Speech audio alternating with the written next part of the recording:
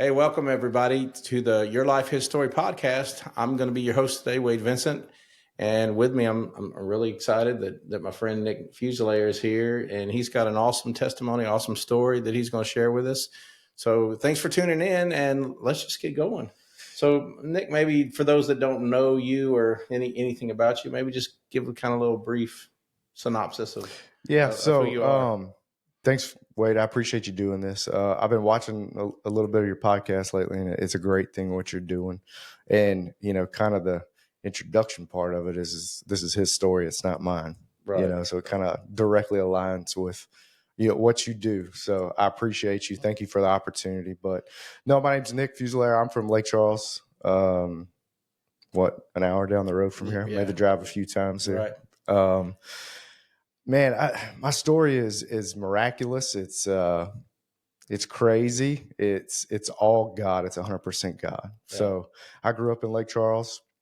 Came from a broken home, which I have to kind of give kudos to my parents because I never felt that. And there's so many dysfunctional things that go on in the world today that we see from the outside that it's like, man, even though I grew up in that type of situation, my parents did a fantastic job kind of blinding me from that. That's great because that's rare. That's right. It's very rare. So anyways, I was lucky enough to have a second set of parents, Wade, and I refer to him as Uncle Rick. Uncle Rick was my numero uno. He was my number one guy. They couldn't have kids, so from a very, very extremely early age, I was with them almost 100% of the time. Okay. So yeah, well, that's great to have somebody in your life like that for sure. Yeah, he was my mentor in everything. Grew up just like any other kid, playing baseball, traveling all over the place. He was there absolutely every single step of the way for me. So we created a bond at a very early age that still sticks with me to this day, and I'm very thankful for that. But where I started to see some shifting as I go back and kind of look at the story is even though I had a great childhood growing up, parents were fantastic. I genuinely feel like I had probably one of the best childhoods there ever was. I still felt like even though I was in a situation where I was being taken care of and everybody noticed me, that I realized that I'd get more attention the better that I did at sports or school or anything like that. So in a way, my addiction almost started at a very early age. So kind of addicted to, the feeling that you get noticed. That's exactly right. And to do that, I guess in your situation, which is, mine was similar, like you had to stand out in some kind of way to get noticed and feel like you mattered. Yeah. And if I didn't do that, I don't know that I necessarily mattered as much, so I always made sure that I worked the hardest of anybody that I knew. I didn't want to let anybody outwork me, because if they didn't outwork me, then I could outshine in any aspect, right? And all it was to gain attention from my parents, from my uncle, which is very important growing kids today. Right. I have to be very careful as a parent. It's like, hey man, some of the stuff that we talk about that I want you to excel at and be excellent at, it's not for me to love you more. Right. We just want to be the best person that God created you to be. And we want to get the most out of the orange that we could possibly get. But it doesn't mean if you don't squeeze it that hard that I'm not going to love you as much as, as if you did. Yeah, so for sure. That's very important. I think that's good that you're kind of laying that foundation. Yes. Because a lot of times, and I think we're all kind of, people refer to it as the God-shaped hole or whatever, that there's a thing we're trying to fill, and we're looking for that, belonging. And the sad part is a lot of times it's just what you were saying. Like we would have to do something, achieve something, be great at something to get some kind of attention. And it was, and it kind of gets, like you said, a little bit addictive. It does. And to be quite frank with you, I still find myself in that same situation today. So hit my knees, ask for, I can't do it by myself. Let's go. You got it. Let's get it. So yeah, literally, like I start looking, I have to stop myself because I'll start looking at the analytics from the podcast that, I started, and it's like, well, why is that happening? Why are more people watching this video than that video? You know what I'm saying? Yeah. And you're trying to, and then I'm like, listen, man, I'm about, let's just get God's story out there, and whatever happens with that happens, but I have to stop myself because I want to like, well, why did that video do better? Maybe I need to do something, you know what I'm saying? Because you're like, that was success if it gets more views. Right. And it's really not. You know No. what I'm saying? It changed somebody's life. Yeah, correct. And it's crazy how looking back through childhood, typically a lot of the stuff as adults, that's where everything is born within us. That's where some of the demons that everybody fights start at a very young age. So I just try to be, and not that I'm great or I'm the best at it or anything like that. I promise you I fail every single day, but I just really try to keep those little nuances out of my kids. And I still got to whip them every now and then, which if they ever watch this, they probably laugh because I don't think I ever whipped them, but you know what I mean? So look, I was always striving to be a better version of myself, to achieve love, not really to get what's best out of me, to really get the everything out of me. So did very well in baseball and sports growing up. I had the work ethic, always striving to be the best that I could. Life was going good. Everybody was together. Get out of high school, go to college, go play a little ball, and I got introduced to drinking a little harder than the average high school kid would, right? Right. So obviously that takes over. Have a little injury, so I don't necessarily pursue baseball in the direction that I should. All the while, everything's good at the house. Both, Uncle Rick is doing well. Mom and Dad are doing fantastic. They're always helping me out, being there when I need to be, when I need something, And I have enough playing ball out of town, so I moved back to Lake Charles. Get back to Lake Charles, and I'm cutting a little bit, right? Sure. Get back to Lake Charles, and I ended up going work at a bank, Cameron State Bank. It was a very prevalent bank at the time over there. Probably one of the best jobs, funnest jobs I've ever had. Really? I will say that. Yeah. Yes, absolutely. It was a lot of learning. But of course, I get in that situation to where I'm striving to be the best I can be. Man, staying there late nights and just work, go have fun. Well, whenever I get off of work, I've already been introduced to drinking, heavily in the college world. So as I find myself getting more stress from the job world, I find myself picking up more drinking when I'm not at the job. Right. Just try to escape from the stress. That's right. And, it wasn't anything other than, having some drinks and, maybe getting a little carried away. Wait, I was the guy? I'm sure you know guys like this, but if we went to the store and got some beer with an ice chest in it, we're not going to stop drinking until every beer in there is gone. Otherwise, we didn't do our job, right? We didn't fulfill what we set out to do. Yeah.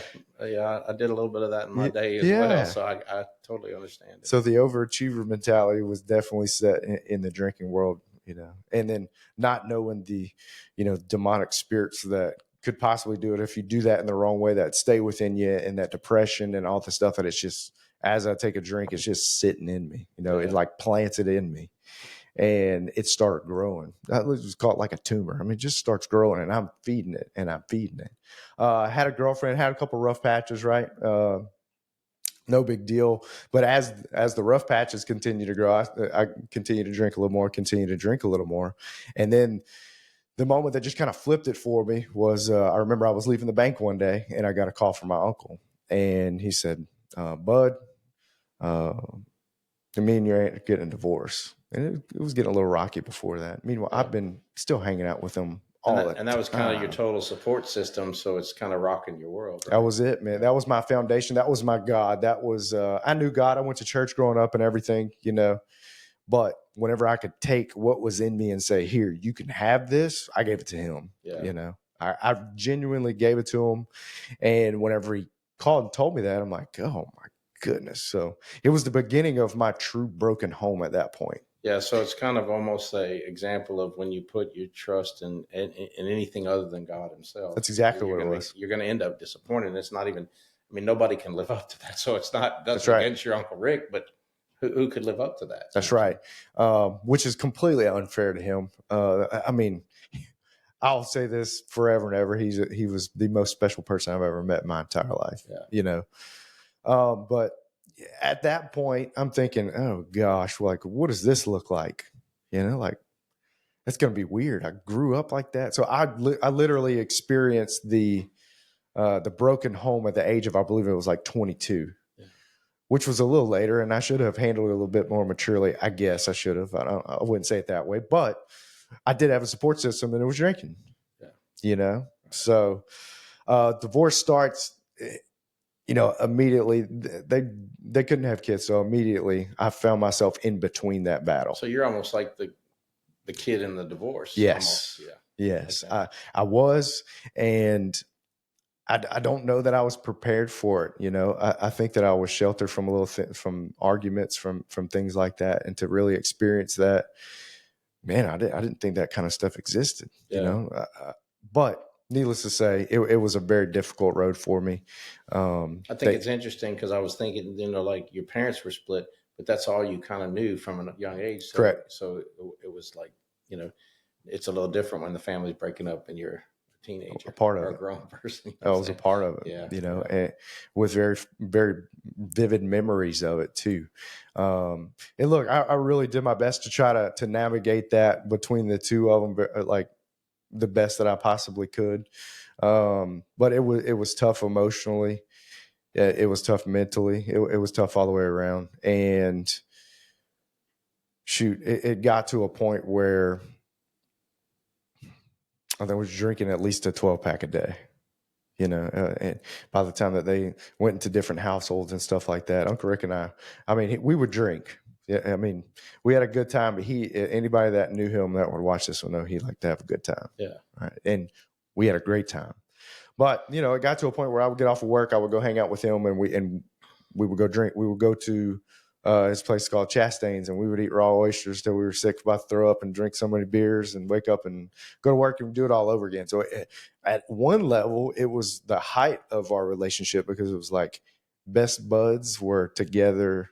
If we weren't working, we were together, playing golf, fishing, doing whatever. And, obviously being in his situation, I'm going to get married one day. I'm going to have a family. Like, he absolutely needed to find someone, and he did. Yeah. And he loved her very tremendously.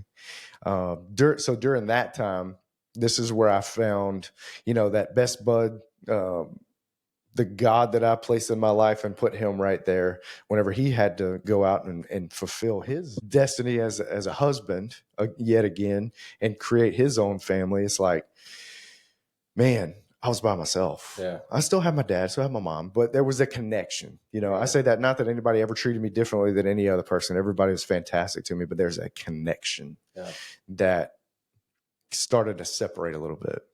And I didn't understand it. I always felt like it was me. I absolutely always felt like I had did something, Wade. Yeah. And not that, and he couldn't have told me any different. There's nobody could have told me any different, but I felt that way internally. And that's probably typical with kids in divorce. They feel like somehow they take that on Yeah. themselves. Like, if I would have done something different, I could have changed the outcome of this. That's right. And that's tough to live with. Obviously today I feel totally different Sure. about it, but it's very important, because in the moment, I'm thinking of myself as a failure. I'm thinking to myself, how did I let this happen? I'm 22 years old, 23 years old. Like, how did I let this happen? What do? I start drinking a bunch more. I get to a point where I'm starting to drink at work. I'm getting promotions at work. I'm becoming like the youngest branch manager to ever be in this system. And, so the accolades are still coming because I'm still trying to get them to notice me. Right. Like, hey, great job. That 1 to 2 minute of sheer thankfulness, appreciation towards me. That's all I need. And let's keep going. Right. But that's not filling me up. Like, nothing's really filling me up. There's so much chaos going on that I'm like, okay, I'm gonna drink a little bit more. It became a thought, like, screw it, I'll just drink. And I remember you telling me at some point, somebody's like, man, you smell beer. Yeah. So start drinking at work, and I would go on my lunch break. We have lunch breaks in the banking business, not like the car business, right? We don't have those, but right. There was a little store across the street. I would drive my truck over there that way, and I'd drive on the other side, and that way I'd be able to take my 6-pack 16s, and then I would go drive back in the parking lot at the bank, and I would down 6-pack 16s and go into work.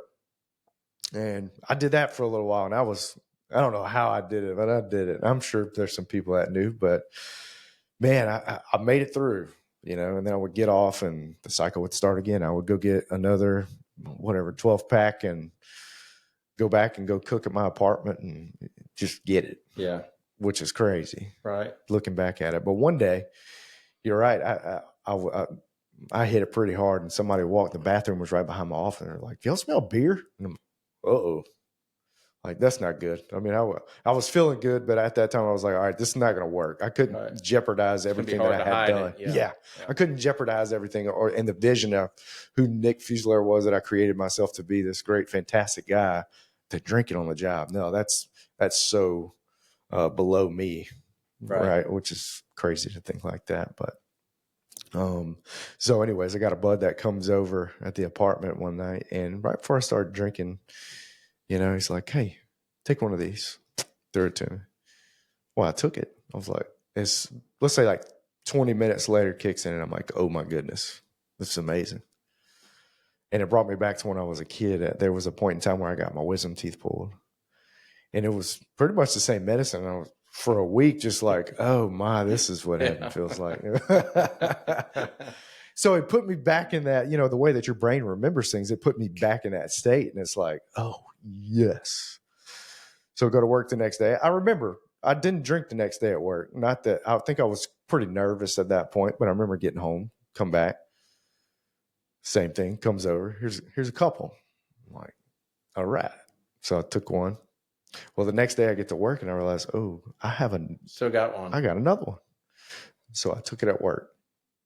And Wade, the feeling that, not to go on an abuse tangent and what it makes you feel like, but it's like every worry that I had in the world when I was under the influence completely went away. It did. It completely went away. So imagine so in your mind for that period of time, right? Like the euphoria of it and what it does, these chemicals do to your body, it just makes you think of everything other than the bad stuff. Right. And it made me the most pleasant person to be around at first, the most pleasant person to be around, most energetic. The chemicals in my body broke it down to where it was the same as cocaine. Like, let's go. Good time. And then, after that, obviously it doesn't last forever. You come down and then you turn into a sleepy bug. I think you get into like, if one's good, then two's better. And then if two's good, and then it just, that's exactly you become right. a slave to it, right? Become a slave to it. And when I really became a slave to it is when I figured out that you could buy them on the street. And I actually knew some people that sold them. I'm like, okay, so I'd done pretty well for myself. Had a kind of little side job with my brother where I had saved up a bunch of money. So I had a good bit of money saved up that I had money available to go ahead and purchase pills, So that's kind of where it started. Whenever I got to work and I took it and I realized that I could do it without anybody noticing, ball game. And then, so I know your story. You went from starting that one, and it's kind of typical of drug abuse, what I'm saying, to where you were taking what? Like more than your body could even handle. Yes. So at the end of it, there was a 3-month period that I was taking 100 a day. That's crazy. Like, you shouldn't even be alive. I know. And doctor said it was impossible. Whenever I went into rehab and getting down to that point, it's like, how? Like, it's not possible. It was possible. I lived it every single day. I literally were living with my feet in hell. Yeah. It was unbelievable. It was miserable. Well, look, I in the meantime, my other girlfriend and I split up, which was the best thing for both of us for sure. And I met my wife now. So we were both kind of on the outs with our partners, and we said, look, and I think we knew from that point when I saw her, I was like, okay, this is the chick I'm going to marry. Like, I knew that she's my wife. She is my princess. She is my everything. She is my to become one. God created it that way, And though when you're met, you're at how many appeals a day? So when I meet her, I wasn't that much. I think I was probably, I don't know, 10. That's still kind of a lot. It's still a lot. Yeah. I know. I say it so nonchalantly, but it was 10 at $7 a pop. So you talk about $70 a day. When we start doing the math, I mean, it's not sustainable to do this unless you start stealing, unless you start doing some really shady stuff, getting loans for this that aren't even for that, to pay back this, to make sure you have enough money. It's a sick cycle. Yeah. So as me and Chelsea get together, not her fault, not the kid's fault, not anything. I get married and I have 2 step kids who from the day I've met them, I love them just like they're mine. I still love them today just like they're mine, But not their fault. I'm already in the trap. Yeah. And that's the sick part about it. But 10 turns into 20, 20 turns into 30, 30 turns into 40. And the bad thing is it's like every other day you take one extra because you didn't feel it the day you did the day before. Yeah, your body starts and to just and that's how it happened. And the bad thing is that I did have access to enough money to where I could grow my addiction very quickly versus maybe some people that you see on the street. There's nothing different than me and the people on the streets, by the way. Yeah, and so I find it interesting because you're not like what people would typically think of as the drug addict. I mean, you're a professional. You're a manager of a bank. Yeah.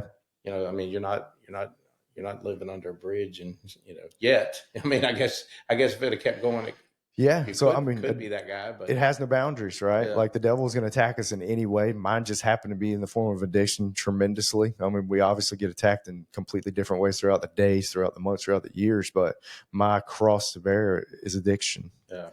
And it doesn't matter who you are. It doesn't matter what you look like. Doesn't matter where you came from. Doesn't matter anything. If that's it, then get ready. It's a fight. Yeah. But you got like because I've kind of, I know your story. You have an amazing story of how God kind of redeemed you and took you out of that. Maybe share that with us. Yeah. So I end up getting to where I'm 100 a day. And obviously not sustainable. I'm orange. My hair's orange. Like everybody knows something's going on. End up losing my job. Rightfully so, right? I wish I shouldn't. Everything that I worked for, and then I get home and it's like, what am I doing? Yeah. So I ended up going into a rehab facility, and it took a while to get there. And I'm gonna tell you, this is where God really ramped it up for me. And I told you earlier, I knew him. I always knew that he knew my heart, right. But this is where he said, this is where he grabbed me. This is where he made me his forever.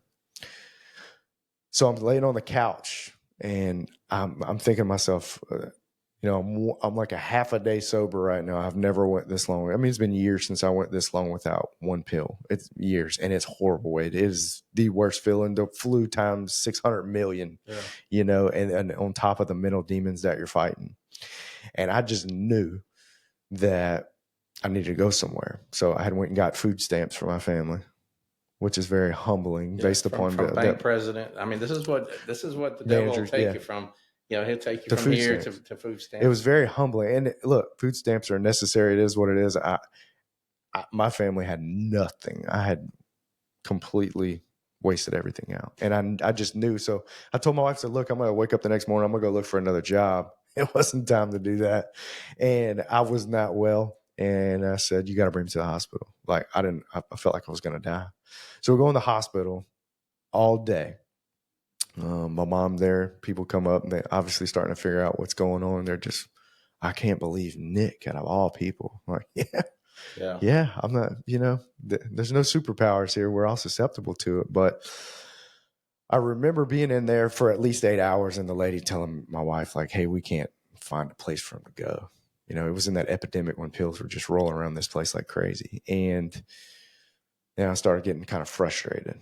So it ends up being later in the evening. And I say, you know what? I'm going in the car. I have they're pumping this medicine to me, these IVs and stuff. Take them out. I'm like, I'm going in the car. Y'all can figure out where I'm going to go. It doesn't matter. So I'm sitting in my wife's car and in the driver's seat. And I kind of got my arms crossed. We're at St. Patrick's Hospital. And it's dark now. And my mom bangs on the window. Well, I see who it is. She hands me her phone, and it's one of my mom's acquaintances at the time that it's her like mentor through God. And I knew she existed. I've heard mom talk about her of time and time and time again, but she was always labeled to be special, and she hands me the phone and I'm like, look, I've never talked to her. So I guess there's no better time than now to talk to her. I start talking on the phone and she has such sweet voice. It's so calming, so soothing and everything. She asked me, she said, Nick, what are you worried about, babe? I was like, I'm worried that my wife's going to leave me. I'm worried that nobody's going to love me ever again because of all the bad stuff that I did. I'm worried that God doesn't love me. I'm worried that my liver and my kidneys, I believe is exactly what I told her, are ruined because of the stuff I did. So, and this, but I was taking 10 650s, what they call Lorcets. So maximum dosage on Tylenol per day is 4,000 milligrams. I was taking 65,000 milligrams a day at the height of it. So I turned yellow or orange, you know. So I was very fearful. And she laughed and she giggled and she said, baby, you don't have to worry about that. She goes, we're about to pray about it. It's fine. Your destiny's already decided and we're going to pray this stuff out of you and you're going to go. So she said, close your eyes. And she starts praying. And she starts praying. And I'm like, all right, well, there's a calm that comes over me, right? Like I don't feel the drain of addiction coming out of me. And she goes, okay, how do you feel? I'm like, I feel good. Like, thank you. She goes, oh, nope, let's do it again. It didn't work. So, all right, let's go. So I close my eyes and wait when I tell you. And every time I tell a story, I can feel it. She starts praying and she does this. She does that when she feels the Holy Spirit. And she does it. And from the bottom of my belly button,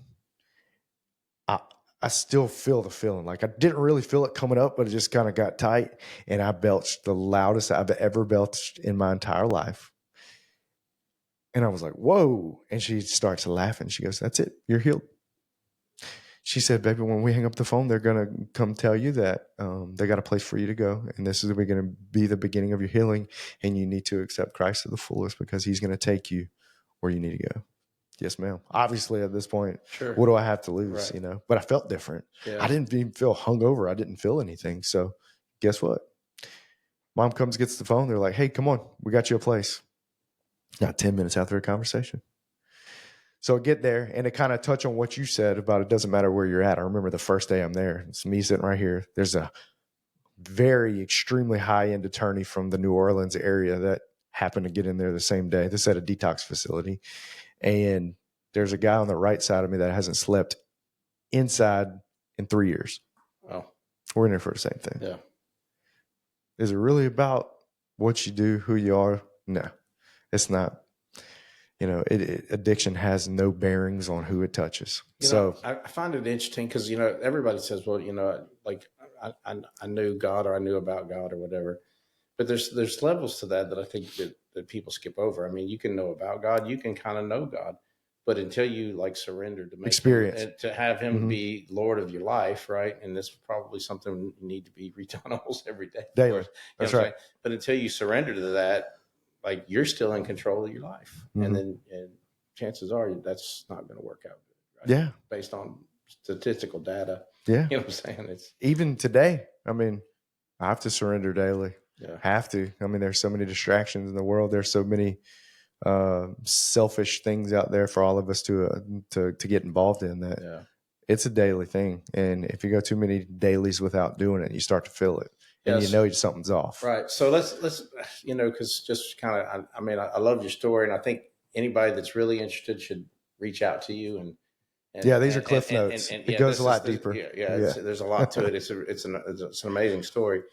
So you go from like just totally wrecking your life and possibly, at the brink of taking your family down with you, really.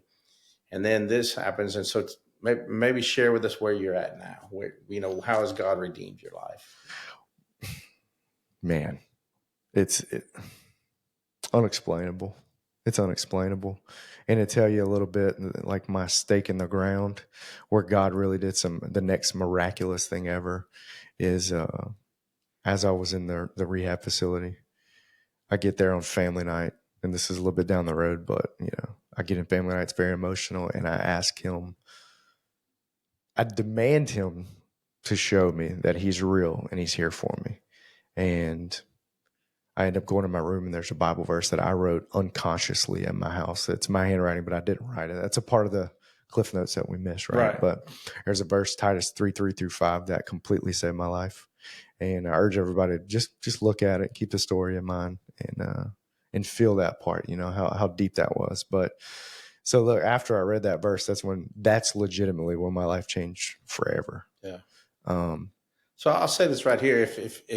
If you guys comment, if people, they want to hear the details of your story, we can always come back and do a part 2. Yeah, absolutely. Right? I'm down with it. So comment, ask for it, in the comments and we can get Nick back for part 2 because it's really a great story. But I know, unfortunately, everybody's attention spans are so short. Yeah. Now. we don't have time to get Well, into it all. it's good if we leave a little gap so where we have little holes to fill in later down the road. That's fine. Yeah. But you get the gist, right? So to recap, I was very bad. I had a good childhood. I did some very bad stuff, and I was redeemed. I mean, it's like any fantastic story in the Bible of redemption. And so from that moment on, when I demanded God to show me, which is crazy, but He did. He did. He showed up. And he's still showing off today. It changed forever. I walked out of that room after reading that Bible verse, and my life has never been the same, ever. Not even close. I have no anxiety. I do not get anxiety. I do not get depression. I used to have anxiety and depression all the time. I'm susceptible to it, right? Whenever I get a symptom of it, it means that I'm not surrendering, kind of what we were talking about. Like, hey, why are you trying to control this? But now, so look, I'll tell you a little bit, Wade, we work in the car business, but I didn't know what I was going to do when I got out. I didn't have a clue. And I was talking to my brother. And I said, I think I can go sell cars. Because guess what Uncle Rick did? He sold cars. He had his own car dealership. Right. So I grew up in the business not knowing it. So he said, I got somebody I can call. He said, let me see. Let me see if he'll take your call, whatever. Hang up with him. And I'm on 210, passing in front of a place called Bolton Ford. So I'm literally on 210 and my phone rings.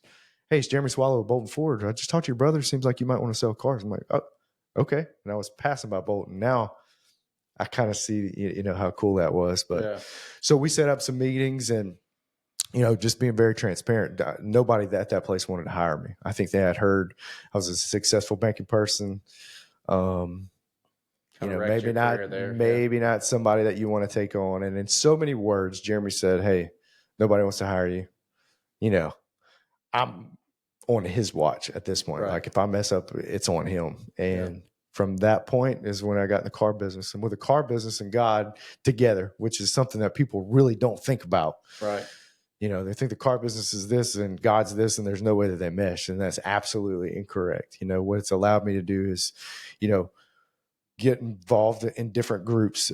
It's involved me to touch people in a different way in a finance office, and hear that their son struggled with it, pick up the phone and call their son, go pick him up, bring him to a rehab facility, all from the platform that's been provided by God. Yeah. And I find it, like it's interesting. So God has this plan for you. We take these detours, right?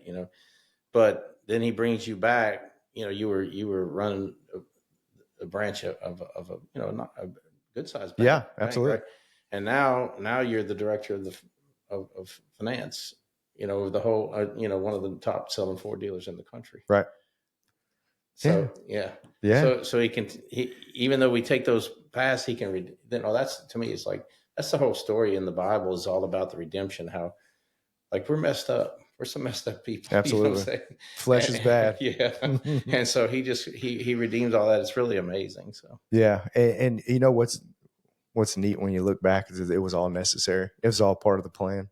It makes the struggle nowadays, it makes it so much easier to know, to be able to go back and look at everything that I've went through and be like, I'm still here. I'm happy. I have an unbelievable wife who literally I would say would be the other hand that actually saved my life, for her to stick by my side, to be there with me. She is my princess. I will take care of her forever and ever. Amen. Yeah. And as well as my kid. I'm just very, very thankful for the relationships that were created. But what God does is he amazes me every day. Don't get caught up in the monotony of the day. There's something very miraculous. There's a miracle around the corner everywhere that you look. And I love how he opens my eyes to different things. The hurts that are out there that maybe you and I can alleviate because we've been there before for people. For sure. So, my podcast of God could go on for days. Yeah, Wade. So, sure. I'm very thankful. So, I guess time's kind of getting time to wrap up. Like maybe for the person that is struggling with addiction out there, I mean, could you give them what would you say to them, the quickest path to getting to God and to recovery? So addiction's about loss. It's about abandonment and things like that. It's not your fault. It's not your fault. B, you got to know that first going into it. B, you got a God that's searching for your heart right now. He's looking at it. He's putting you in a spot just to open it up and say, hey, I'm ready. Even if you're halfway ready is enough. And if you pray, you ever prayed before from your guts? You ever said a prayer from your mouth? But you ever pray from your guts, from your spirits? If you can just say a little prayer from your spirit, from your guts, I guarantee you it's going to happen. Yeah. And there's a lot of support systems out there. You know, churches started doing Celebrate Recovery. There's obviously like Alcoholics Anonymous, NA. There's things of that nature that can start rolling that ball for you. But really, it's that prayer from that gut. It's God, can you help me? Will you help me? I can't do it by myself.